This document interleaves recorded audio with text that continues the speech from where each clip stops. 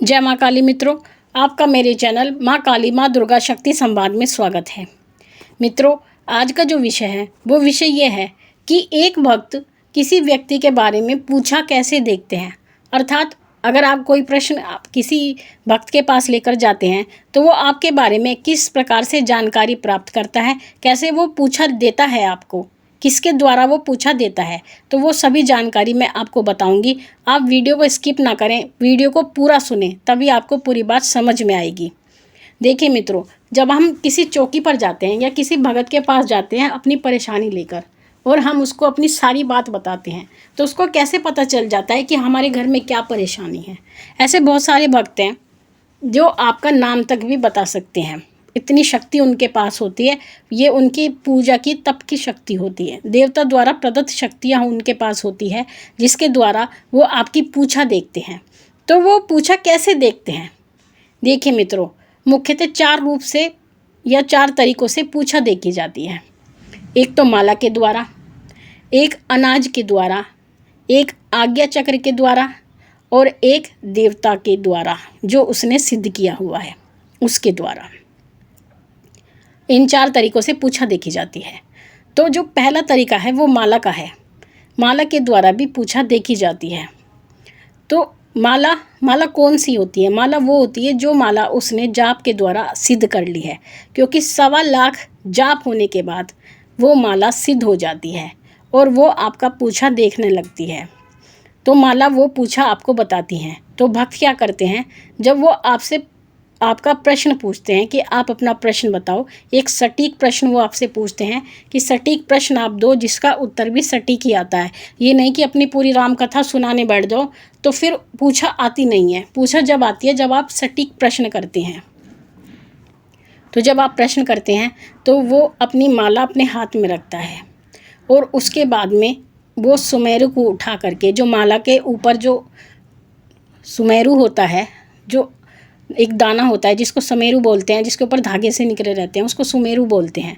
तो वो जो सुमेरु होता है उसके ऊपर जो शक्ति उसने सिद्ध कर रखी है, वो शक्ति उस सुमेरु पर आकर बैठ जाती है और बैठने के बाद में वो भक्त उस सुमेरु से या उस शक्ति से पूछा लेता है।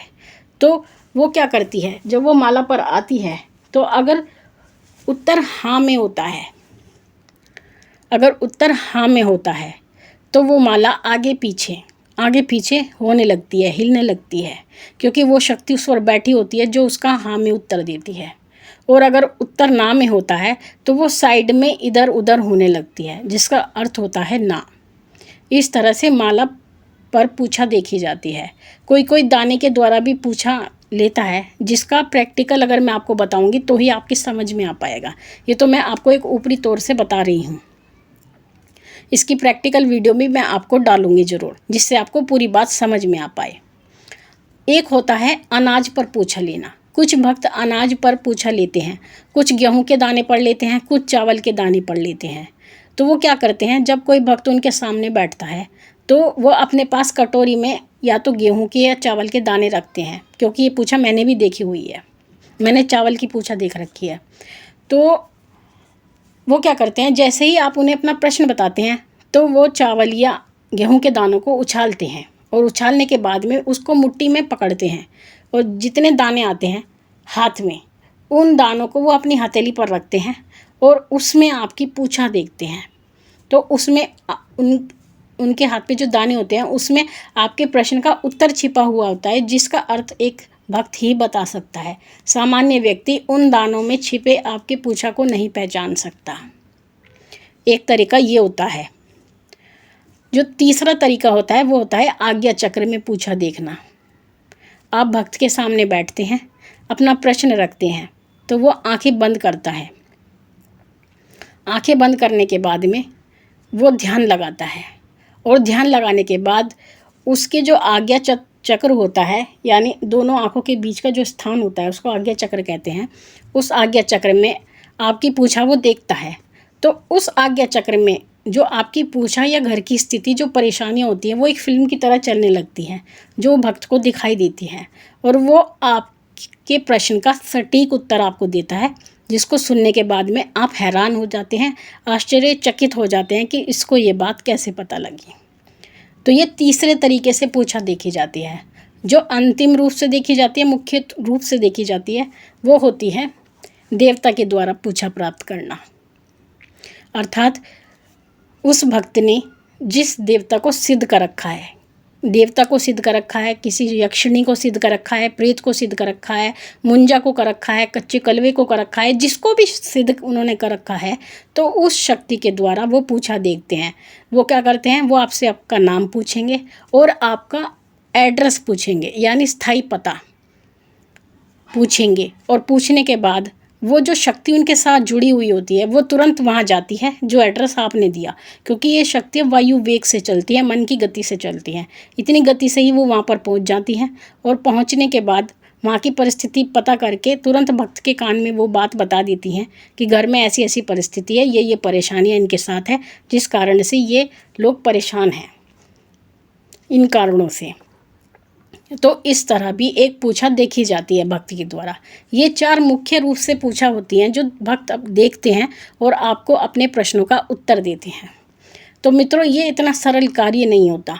ये बहुत कोई विरला व्यक्ति होता है जो एक भक्त बनता है। सभी व्यक्ति भक्त नहीं बन सकते। भक्त बन सकते हैं लेकिन भगत नहीं बन सकते। भगत बनने के लिए बहुत परिश्रम करना पड़ता है, बहुत पूजा पाठ नियम कर्म करने पड़ते हैं, तब जा कर के शक्तियाँ आपको आशीर्वाद देती हैं और तभी आप इस स्थिति में आ सकते हैं कि आप किसी की पूछा देख पाएँ या माँ भगवती अपना आशीर्वाद आपको स्वयं प्रदान करे, तब आप किसी की पूछा देख सकते हैं। अन्यथा कोई ऐसा रास्ता नहीं है जिसके द्वारा आप पूछा देख सकें। सामान्य व्यक्ति ये कार्य नहीं कर सकता। तो मित्रों, आशा करती हूँ मेरे द्वारा दी गई जानकारी आपको पसंद आई होगी। इसी प्रकार की जानकारी को प्राप्त करने के लिए आप मेरे चैनल को लाइक कीजिए, शेयर कीजिए, सब्सक्राइब कीजिए और साथ ही नोटिफिकेशन बेल को भी प्रेस कीजिए।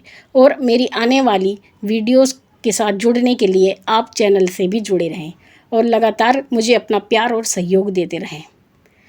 माँ भगवती से यही प्रार्थना करती हूँ कि वो आपके भंडारे भरती रहे और आपकी सभी मनोकामनाएं वो पूर्ण करती रहे। फिर मिलूंगी आपसे एक नए विषय के साथ। तब तक के लिए जय महाकाली, जय महाकाल।